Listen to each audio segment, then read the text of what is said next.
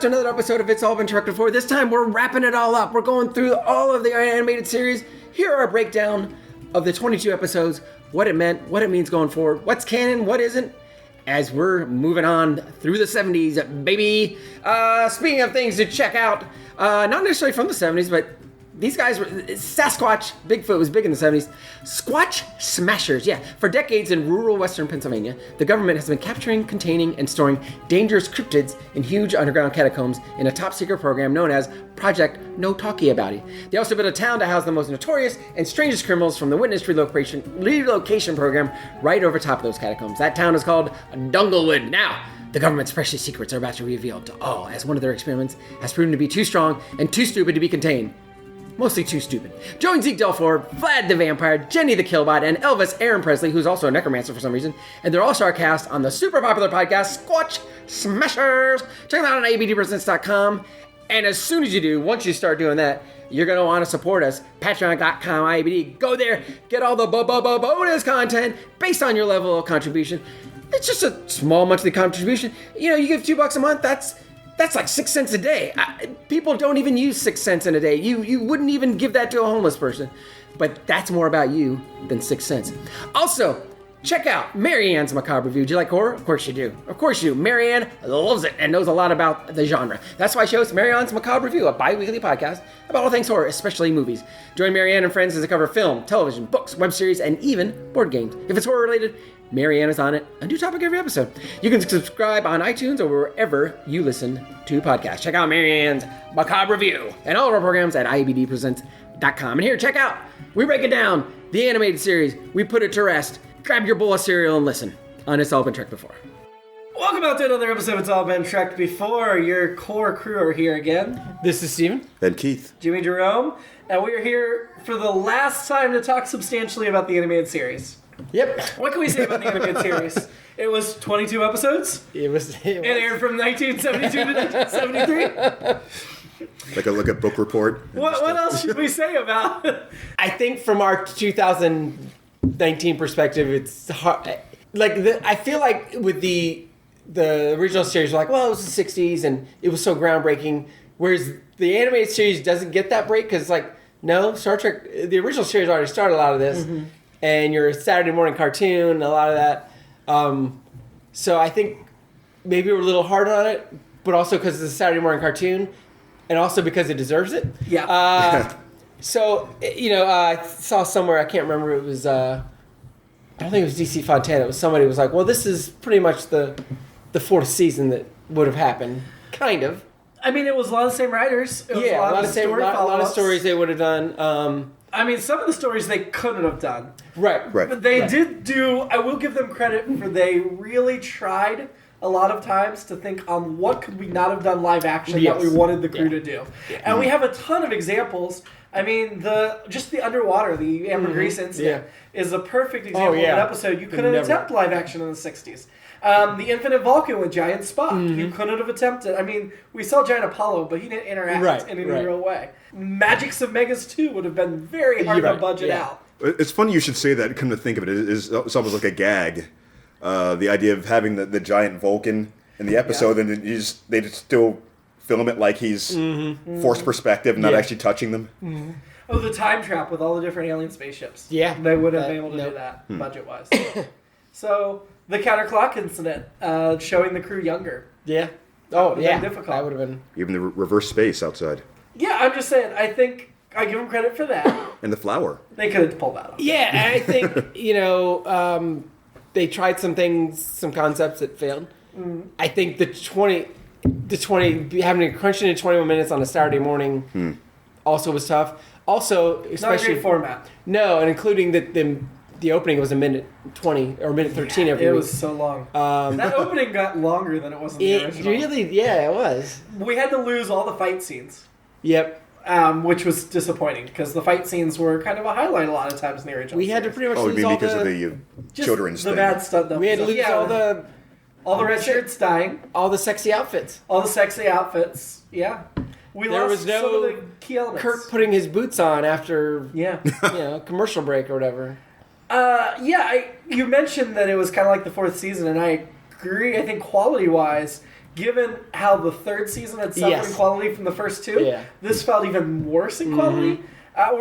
This is a separate series, so we're not ranking it with those seasons. Right. But if we were, it would be number 4 of 4. It would. I think, as you know, I think there were higher highs in season 3, and there were lower lows in this. Well, for the most part, than season 3. I think the worst episodes in this are even Beyond the Farthest Star, which ended up being our least favorite episode, the very first one. Okay. I would rather watch that than watch a few of the original series episodes again. I'd rather watch that than Charlie X. I'd rather watch that. I'd rather watch that than the Alternative Factor. Fair. Than Yesterday's Enterprise. Not Yesterday's Enterprise. Tomorrow's Yesterday. Tomorrow's Yesterday. Yeah. Partly because it's only 20 minutes instead of 50. That's true. Of course, but those are season 3. But still, your point is taken. I think you already made the point that this can't really qualify for comparison because of the format being forced to be a kid's show. I think we can compare it a little bit. We are comparing. Yes, sure. I'm saying for, let's say like overall quality. I mean, a lot of that is because of it's going through the animation mill and it's being cut up for kids. And I will say I think there are episodes of the original series I like less than any of these episodes, but again, I think it's because these are short. Sure. However, the best episode we named of this one, the second episode, Yesteryear, would have been middling of the pack at best in season 1 or 2. I think so too. Even season 3, it would have been middle of the pack. Yeah. So I'd say the lows. I wouldn't say it had the lowest of the lows. It had some pretty bad lows, but it definitely did not have highs. It did not reach It did not have highs. Its highs were not very high. And the interesting thing is, I think this second season, this abbreviated season, is the one that won the Emmy. Yes. But it was for Outstanding Children's Series. Yeah. Which I think speaks well for Star Trek and what they... And again, I feel like the original series had all these constraints and worked around them. I think the animated series kind of did the same thing, at least as far as the writing and that kind of stuff. It had the constraints not only Saturday morning cartoon, Filmation did it on the cheap, like everything. Sorry, Filmation. And then, you've got Shatner recording his lines in a hotel room in Kansas City. That was another big drawback. Was the actors weren't acting as well overall. Just not having them in the room together. Not having the experience. These are not voiceover actors. They didn't have experience doing it. So asking them to do it was rough. Also, they needed more guests. Jimmy Doohan should not have done some voices. Sorry. No, But, I was going to say, well, first of all, you probably didn't have a lot of people who probably could have done it well back then. Either. True. And also, I'm trying to put myself back in the mindset of the time period. I'm sure 80s, this would have flown with me. I mean, I don't think I would have, well, I certainly wouldn't have been able to pick up on as many logical inconsistencies as we are able to do like right now. Things would have jumped out and he's been like, what? And another part of that is... In the 80s, I probably would have judged it less harshly. For Star Trek fans at that point, it was like, oh, this is amazing. This is just anything. We got Star Trek. Yeah. And then it was like, okay, well, we got that, so that was cool. And then, I see why you're talking about some of the other count it as canon, though. Yeah. I do too, although I guess now they've gone back and said it is canon. It is canon, but I can see why for a while. I do too. Would you, would you rather have strong voice actors voice these characters, or our original cast not do it as well? Like, if we could get some of the best voice actors today, if we could get our Billy West, Joe DiMaggio, Maurice LaMarche, the top voice actors of the day, Mark Hamill, I'll give him that. He's a great voice actor. Certainly, yes. If we could get those guys to voice Kirk, Spock, McCoy, would it have been a better series? Or do we really want to keep our actors even if they don't do it well? It would have unquestionably been better in certain ways. But would fans have taken it as better? No. I think fans would have been more upset. Back then, yes. If you're giving them the Star Trek series and it just wasn't them, then there wasn't really any point in doing that. I think in 2019, watching it, I'd be happier with the better voice actors. Yes, I think people are ready for that. Because there's a reason for it. I mean, the actors have aged out of the roles. Well, that too. And so at this point, we're okay with Chris Pine and I know you're not okay with Zachary Quinto. But I don't hate Zachary Quinto. Leonard Nimoy just does such a specific job. And I think the same thing of Ethan Peck now. Science officer. I think the same thing of Ethan Peck playing Spock in Discovery. Like, he's not bad, but if you're not capturing Leonard Nimoy's specific way he played it, because he felt a little alien. He played it in such a manner. And I don't think either Quinto or Peck matched that. And I get you don't want to do an imitation, you want to do your own spin on the role. Right. But because Nimoy had such a specific spin, if you're not trying to match it, it doesn't feel like Spock to me. But I was also going to say, just even with better voice acting, you would still need modern day animation to really make it better. Yeah. Because if it's just, you know, it can only go so far. Yeah, that was Then it's just C-Lab or something, you know. Yeah, and it was just no one was going to devote that kind of money to animation then. Who do you think among the cast was the best voice actor? Probably Nimoy. Yeah. Mostly, I think either because he was just consistently a better actor anyway, or because the role allowed him to be kind of even. I think if you're looking at the lead threes, Nimoy's a fair answer. Right. But I think if you're looking at the cast of 8, I think Nichelle Nichols. Yeah. I think she handled the best. I wish, and I think she did the best varied voices. it was good. That was as the opposite of the original series. I felt like she got more to do in this, and her character's more interesting. Yeah. Who do you think did the worst job? The guy who had to do every voice. Doohan? Yeah. Although I thought he got better as he went along too. Yeah. I think it's kind of a toss-up between Doohan for the poor multiple voices and Shatner. Shatner who did not act well in this. Yeah. We talked about how he he had moments, but overall, it's funny in that, and I know we've talked about this ad nauseum, but you know, I'm a Shatner defender, and you know, I am of the live acting. Yeah, and I think we talk about when comedians do an impersonation of him, they're doing it of the worst episodes where I feel like he's just trying too hard because he's like, this is crap material and I'm gonna have to oversell it. So for him to do the opposite here and like undersell it is weird. Think his worst acting episode of the original series was still better than what he did with the animated series. I was going to say McCoy really for some of the reads, but it's. I think Shatner stands out more because he obviously had a lot more to say and more opportunities. And I think McCoy just got to be. I think his part was also written as a caricature so much. Yeah, we never had those moments with him and Kirk or Spock. Really, we never had those moments. Period of like characters relating and do you think kids wanted to see those moments? No, and that's another tough thing. So they were able to sneak in some of these little moments, like the end of the most recent episode, kind of like the little thing about would you want to relive your life over again, that kind of thing. They were able to slip in some little things here and there, but they were definitely hamstrung by the fact that one, they had 21 minutes, they didn't have an hour, and two, kids don't give a crap about mortality. Yeah, they like seeing all the other aliens. Speaking of which, we had Maress and Eric's, who never really got explored. Nope. They were just weird-looking people. But I thought we had some other a lot more aliens that were... I shouldn't say they were all more interesting, but some were more interesting than what some we of them were, absolutely. Yeah. That was something they did well, creating new aliens. The idea of the elephant snails. I keep saying... Is that what you call That's what I call them. Yeah. I thought the idea of having these giant beings with this great knowledge, which we will come back to in the future, or also in the past, Star Trek 4... on some level, the whales, obviously. Sure. No, I think creature design was one of the high points. One of the best. I think so too. Best. Yeah. Certainly, they had more freedom than the original. Yeah. I mean, for every phoned-it-in dragon thing they kept reusing, there were 5 really interesting creatures. Yeah, Maress and Eric's, I know they just wanted to add some characters we couldn't have seen in the original series to the bridge because of budgetary. Mm-hmm. I think it's telling that every Star Trek series after the original has had main character aliens of the type like Maress and Eric's. Yeah. I mean, they would have done it on the original if they could have afforded it. Yeah. So I like their presence for that, but they never got developed at all. Yeah. Like, worse than Sulu and Chekhov and Uhura in the original. They were far from perfect. I had to get that in there. Do you think Star Trek would be better off if the animated series had never been made? So, what Star Trek as a whole? Or do you think that, we could wipe this out and Star Trek, it would not negatively impact the legacy and breadth of what's been released? I'm having a hard time separating my mind from knowing how it went. Yeah, I honestly think that we could just get rid of the animated series. I wouldn't feel any differently about Star Trek at all. I mean, do you feel any differently because of its present? Do you think it had a negative impact on it?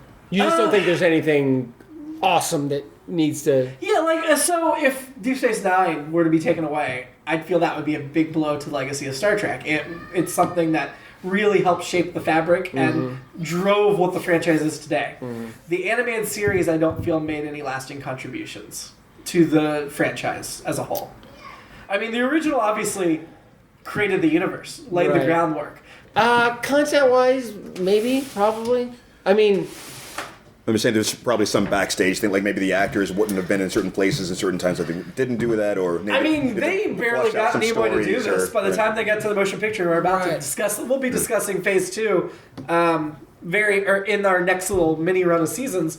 Phase 2 was extremely important for where Star Trek went, even though it never happened. Yeah, I think for Star Trek in the context of our world, where time goes forward, I think it's an important bridge on the way to the motion picture. And you think it just kept it alive for fans and stuff? Yeah, and I think there were enough little things in here, and I meant to mention this earlier, but the novelizations are feel real. They sold pretty well, didn't they? Yeah, and at one point I had all of them. A lot of those were, as novelizations, were much more gripping. Yeah, I think I do have them all, and I've read a lot of them. But they are better. Yeah, they are better. They made me want to watch the animated series. Yeah, the only thing I think, even though I never did. I'm going to our best episode is Yesteryear, which I think some of that, and I know some of that was from Journey to Babel, kind of planted that and whatever. But outside of that, I think there's some interesting, like the holodeck. Yeah, essentially, there's some little things in there. But I think a lot of that stuff may have happened anyway. It might have. Because Roddenberry was already thinking, Ray was already thinking. Right. In terms of Yesteryear, the one notable thing is the Star Trek 2009 and Discovery, we have seen Spock as a child. Right. And they have taken from what we saw in Yesteryear, the bullied outcast, which, while we may have kind of got that impression of Spock from the original series, it wasn't explicitly laid out the way it was. But yeah, I mean, the Discovery people, 2009 have actually credited Yesteryear as inspiring the way they portrayed young Spock. And, and we're going to talk about Trek Magazine in the future, but I know that imbued a lot of the conversation in there, because we only had so much. We had Amok Time, and we had Journey to Babel, and we had Yesteryear, and then we didn't have... And now, since then, of course, I feel like the Vulcan part's exploded, which is cool. I mean, he's obviously an interesting guy. It's sad. The Star Trek Communicator was the big official magazine when I was growing up. Yeah. And I had one letter that I wrote in, published in the magazine once, and it was defending the animated series, which I had never seen. I'd been reading about it a whole bunch, and I wrote in based on my reading. And it was published in the magazine. I wish I had it hand. I have the magazine downstairs, but I'd have to dig through it. Yeah, I think the novelizations enrich it, and was that Alan Dean Foster or James? Alan Dean Foster. James Blish did the original series novelizations. Yeah. Like I said, in this our universe, I think it was important. But yeah, I think also at the same time, a lot of it is disposable. Why do you think... and I'm the one rejecting out of hand the end of Counterclock, and I refuse to acknowledge that. Why do you think when they went to make Phase 2 and then the movies, Maress and Eric's never got carried over in any way? I mean, Eric's would have been really difficult to do, but I feel like they could have done Maress. We had cat people in the movies. Yeah, and Eric's would have been like I'll say it again, the Star Wars-y kind of Muppety kind of... Well, having that third arm, trying to make it move, if you didn't get Jim Henson involved, would be kind of moot in the 80s, 70s, and 80s. I think it just reinforces the idea that it just wasn't canon anyway. I mean, I don't think that... I don't know. I think it probably flew far enough under the radar, unless you were seriously hardcore, that you wouldn't have even occurred to you. I mean, well, I wonder, and... Same writers even? I mean... I guess I could have done a Google search, but I did not while researching for tonight, but... I wonder if there is like an Eric's or a big Maress group out there. They're like, I love this character, and I'm making up all this stuff about him. Because I don't remember. That's another thing about reading the Trek magazine. They didn't delve in, other than Yesteryear, I don't remember them delving into the animated series too much. Like to talk about, they were giving everyone a backstory and different backstories, but even Klingons and Romulans. But I don't remember them doing much with Eric's and Maress. I mean, we did get Chapel and Rand action figures in that era. And Vina as the Orion slave girl. Never regular Vina, but Vina as the Orion slave girl.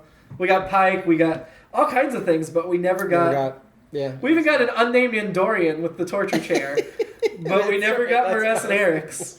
And I feel like one of these days they need to make a Maress and Eric's action figure. Do you think they were ever acknowledged outside of the animated series as being like an actual species? They were never mentioned outside the animated now. So, What other overall things do you want to... we will talk about best and worst episodes and Men and Women to end it, but what else do you have to say about the animated?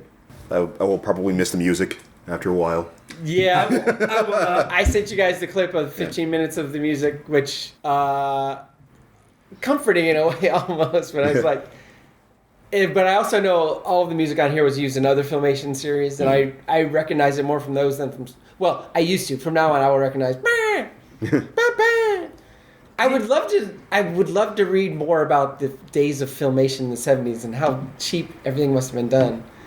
You know, because, I mean, obviously we're in an animation golden age, or maybe we're past the animation golden age, and just animation's just gold now, but, you know, back then, they were cartoons, nobody gave a crap, so do you think you'll watch any of these again? You know what? These would be great to have on in a bar. Sound or no sound, that would be entertaining. But I doubt that I will seek one out on YouTube and be like, oh, I gotta watch that. Yeah, I can't see me ever tossing this DVD back in. No. Keith? It seems unlikely. I mean, I swear I feel like I've seen them on a bar or something before. Yeah. Something like that, but I don't know. I mean, there are certainly episodes of the original series I have no desire to ever watch again, but there's a bunch that I hope I get to see again. Oh, yeah. I mean, I'll definitely watch City on the Edge of Forever again. Mm-hmm. I'll definitely watch Triple Tribbles again. And there's a dozen more I really... If I'm somewhere and Star Trek the original series is on, I'm going to have it on. Doesn't matter. I'm going to have it on, yeah. I don't think before we started this rewatch I'd ever watched Star Trek without commercials. Not counting the movies. Oh, yeah. I mean, I did watch some with commercials back in the day, but I haven't watched any TV with commercials since 2005. Like 14 years now. Yeah. So I'm not about to go back. That's fair. I'm really excited to talk about Phase 2. I think the animated series may have whet people's appetites a little bit because just a few short years after this, they were back in production on another live-action series, which never saw the light of day. But we're going to talk about that at our next recording session. It'll be probably the next episode we release on this podcast. Well, I guess to come back around to the whole idea of money things and stuff, once we're at this point in the 70s, then we start going into a huge, like, America, the big superpower, whatever, was about to go into a downturn. So I feel like that may have been part of it. And so I'm sure TV and animation and everything felt some of that crunch. And then Star Wars comes out, and anything sci-fi is getting greenlit. But we'll get into that. Well, Star Wars has direct impact on Phase 2 as well, which we'll talk about. Actually, before we get to the motion picture, because we're going to take a few weeks off here, not 6 like we normally would, we're going to take 3 weeks off, and then we're going to do a mini-season of 8 to 10 episodes that are going to cover the first 4 movies, Phase 2, the original Star Wars, A New Hope, for those who like to number them that way, and a few other bonus episodes. And then take another 3-week break before we hit Next Gen. We'll only go through the 4th movie because that's all that was released before Next Gen. We're saving Final Frontier and Undiscovered Country until the appropriate points in Next Gen when they were released. Unlike in the Counterclock incident, we're going to go in future chronological order. Well, and I guess the animation, again, to point out what an oasis it was, that's the only thing that happened for 10 years, essentially. Well, Star Trek was canceled in 1969. This came 3 years later, in 1972. So it happened pretty quickly. And the motion picture was, what, 79? I think so. That's what's been in my head. I'm like trying to think, is it 79? It seems like so the motion picture came out 10 years after the original series ended. 1979. This was the only canon thing in those 10 years. But, I mean, from our perspective now, I don't feel like 10 years is that much. But at the time, it had to have felt like forever. Yeah, I mean, Star Wars, again, we keep bringing it up, but it took an even longer break. And some people would say it should have taken a longer one. But on the other hand, during this time, you know, I think the interesting, exciting thing was all these, like I said, we're going to talk about Trek Magazine and all that, all these imaginations were still being fired just based on the original series and stuff, and all these, the novels were being written and all that stuff was going on, and the conventions were getting huger. Well, that's why the animated series was greenlit in the first place. Even though the show was canceled just 3 years before, they had the first convention and like 10,000 people showed up, and they were expecting like 1,000 at most. And then they have the next one, and even more people show up, and they have the next one, and even more people show up, and suddenly tens of thousands of people are showing up to watch Star Trek and root for Star Trek and buying the books, buying the Mego action figures, and so they had to get something back on the air. So this was what we got.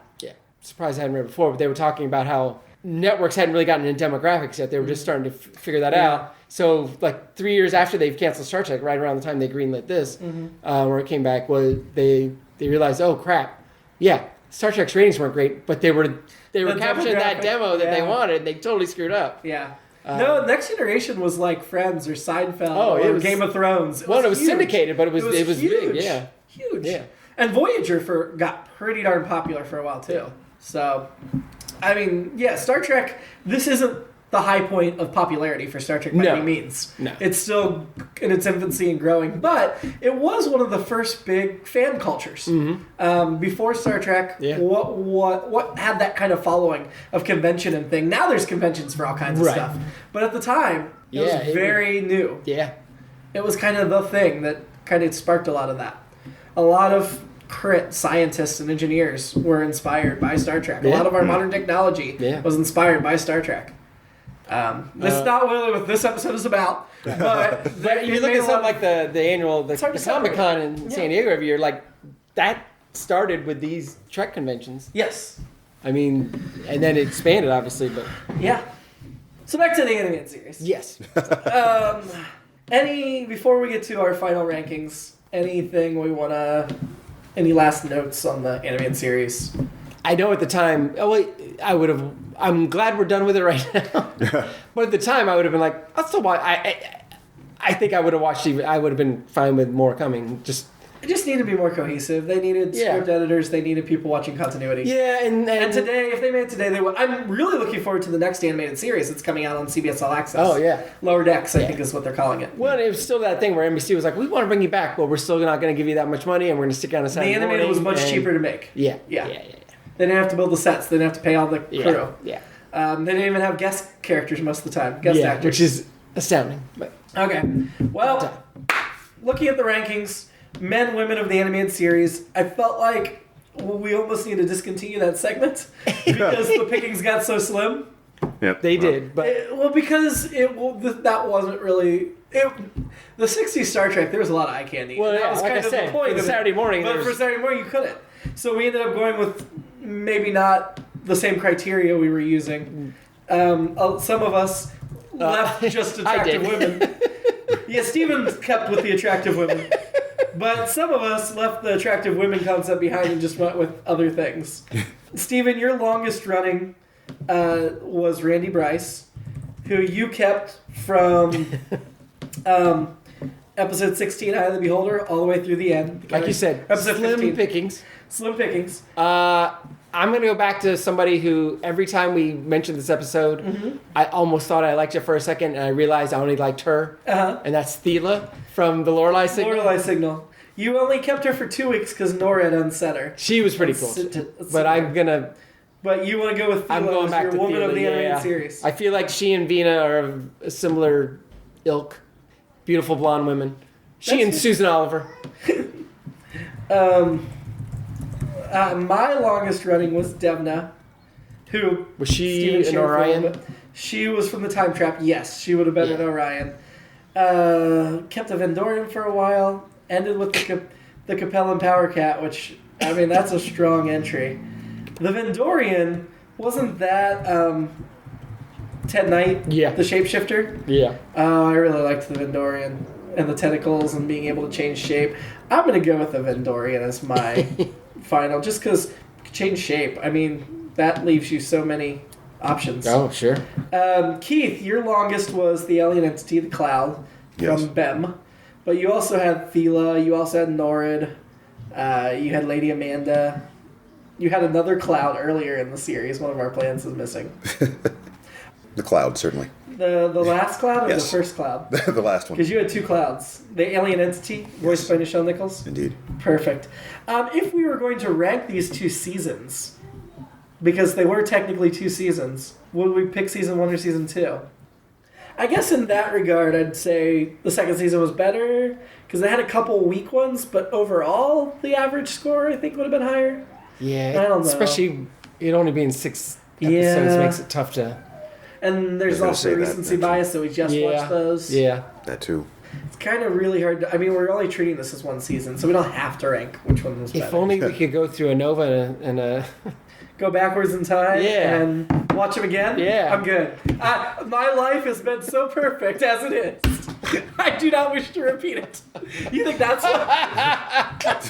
Now I'm seeing that line that April made in a whole new light. Essentially, he was saying, I hated my marriage. I don't want to relive it. Oh, I thought you were just saying, I don't want to go through this episode again. So our top 5 episodes of the series. It's all backwards episodes of Seinfeld. It's just that episode. Well, let's talk about bottom first. Our bottom episodes of the series were Albatross, One of Our Planets is Missing, Once Upon a Planet, The Lorelei Signal, and Beyond the Farthest Star. Do we feel those are a pretty good bottom, or do we think they were worse? I know it's harder to remember on these than the original. So. Yeah. What was Beyond? What's the synopsis for Beyond the Farthest Star? I don't even remember. It was the very first episode. It was that forever ago. Oh, okay. It was the very first I do episode. remember. Okay, I remember It's funny that the very first episode ended up last, and the second episode ended up first in our rankings. Wow, I don't remember what it was that was that bad. I mean, Okay, episode 3 and 4 are also in the bottom 5. So we really started this series on a terrible note. Albatross is the only thing past episode 10 that is at the bottom 6. And it's number 20. Everything else was... The first few episodes of the series were really bad other than Yesteryear and The Survivor, which was episode 6. Maybe that is recency bias. I feel like there were so many episodes where we had, again, the godlike creatures or the whatever trapping them, which seems like simplistic things for kids to understand that, oh, they're trapped. How are they going to get out? Oh, here's how. So in other seasons, when we talk about the original, I'd say, oh, there's 1 episode or 3 episodes I never want to see again. In this one, I think there are 9 episodes I never want to see again. I think the time trap, where all the ships were lost, that's episode 13 in our rankings, is the last one that I'd want to see again. And everything below that, I'm done. I'm so done with. That's a full, 40% of the series that I just am done with. That's a high failure rate. I think that's fair. That's why I would definitely say this. If we're ranking, we are going to rank series. And was this better or worse than the original series? Worse. Think about it for a minute, Stephen. Overall? Yes. Or just... Overall. Well... Keep you even...